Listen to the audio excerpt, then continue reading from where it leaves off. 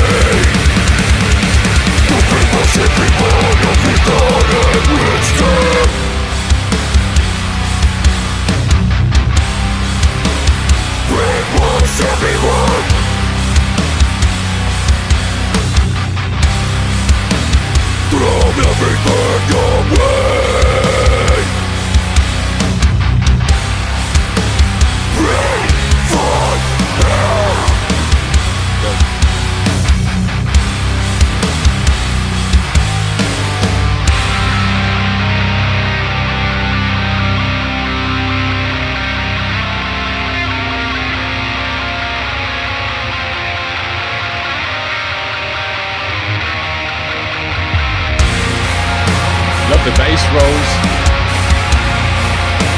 Silence emptiness. Nothing goes through the labyrinth.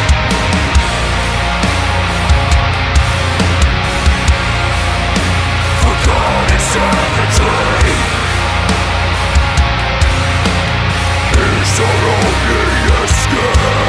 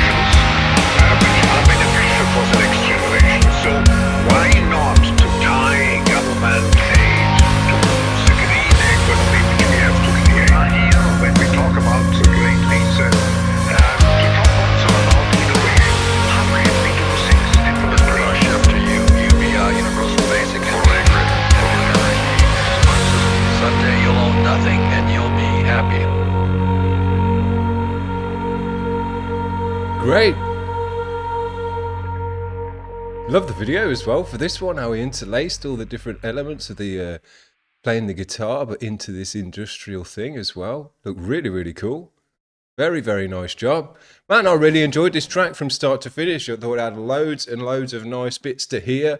Great guitar tones, loads of different riffs, loads of sections, like a chunky section and a stompy section and a bit of a pause with then a new guitar riff coming in, then moving into that section and stomp along with that for a bit, then a new guitar riff coming in, then we'll move into that section, which I thought was really, really nice. So lots of different movements, lots of different riffs to bounce along with as well, not just one sludgy riff all the way through, which was dope. Really, really nice. And as well, where there was the extra kind of chordy section, and I wasn't sure at that point whether it had some synths behind it, some kind of orchestrally synths a bit, but then when we broke down into that last section there where I could hear there was actually some synths, so I think, yeah, did actually bring some extra synths in there on some certain sections as well, just to pad it up, thicken it up, make it a bit more uplifting at those sections as well, separate it from the section before, which I thought was great. And all the time, you've got to remember, this is a one-man band. This isn't just a load of people and a load of ideas and a load of skill and time and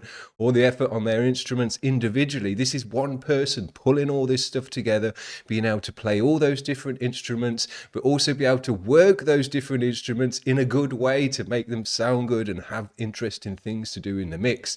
The bass sounded sick, had a great tone. We had 3 bass rolls in there, and I keep going on about bass rolls, but I think it might be my new favourite thing after a ting on the ride. It's just hearing a bass roll at the end of a pause. You know, it just sounds so great. Just rolls into the next section perfectly. Always sounds great. Never sounds out of place.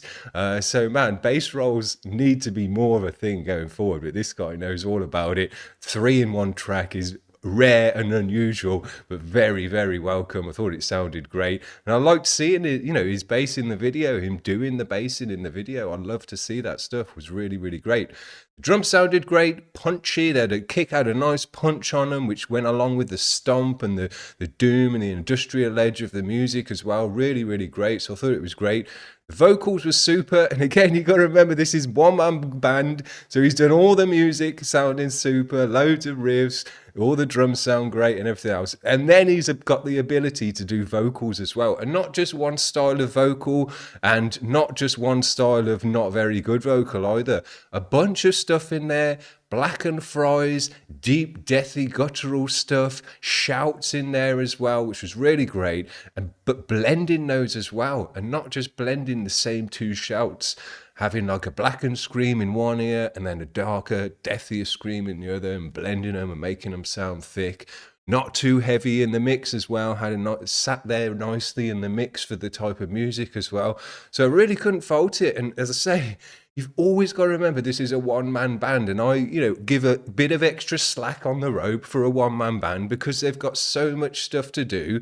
But when they come through with super quality like this, and they're as good as a however many man band, you pull that slack back in, and like, you know, you kind of give them the critique that you'd give anyone else. And this guy ticks all the boxes, in my opinion. I think he did an absolutely great job. If you came to me and said this is a 4-man band, I wouldn't question it for 1 second. And I can normally hear when you hear a one-man band, because one-man bands do have a different edge to a multi-man band. As if you've listened to lots of one-man bands, you can hear, because they do things that wouldn't get through in a full person band, you know. But with this one, I thought it just sounded like a straight up solid, heavy, industrial, deathy type track. Really, really nice. So there you go. That's super great when you can't even recognize it's a one-man band as well. Makes it even more impressive. So I've really enjoyed this today. I hope you have as well. I love checking out one-man bands, and I love being vindicated when one-man bands come through sounding as good as a multi-person band. You got no idea. They've done so much stuff. They've got a video as well with all different angles and edited and all this stuff as well. I mean, there's so many jobs that this guy has had to do to be able to produce this video and this piece of music. It's so impressive, but it's so great that he can actually do it. 20 years ago, 30 years ago, even if he'd wanted to do it, it just wouldn't have been available to him unless he had hundreds of thousands in his own studio and, you know, daddy's money and all the rest of it. It just wasn't available. You just couldn't actually do it. Now you can do it sitting in a chair in front of a PC with a couple of instruments on your wall and get it done. Man, it's so sick, so amazing, and such great opportunity now for people to be musicians and creators all on their own and let their own ideas just shine through. Sick! Really enjoyed it. I could waffle on about one-man bands till the cows come home. I think it's such a cool thing that we're able to do now. I take full advantage of it myself, and that's why I know it's so frigging great. So if you're watching this video and you're thinking, man, I wouldn't mind making some music and it doesn't sound too hard nowadays. It's not. Get yourself a PC, get yourself a bit of a recording thing. It's not very hard. You can just Google it. You'll be there in 2 seconds. And with literally $200, $300 at most, you can have a home studio and you're a band, you're a studio, you're a video editing suite and the whole rest of things. And you can just do whatever the hell you like. It's so sick. That's it from me today, guys. We haven't got anything else lined up this week, but very much appreciated for Arkhane for making this submission. He only made it yesterday, and he's straight on the show today. But we'll be back on Monday for the grind as well, so I hope you have a great one. Cheers. Bye.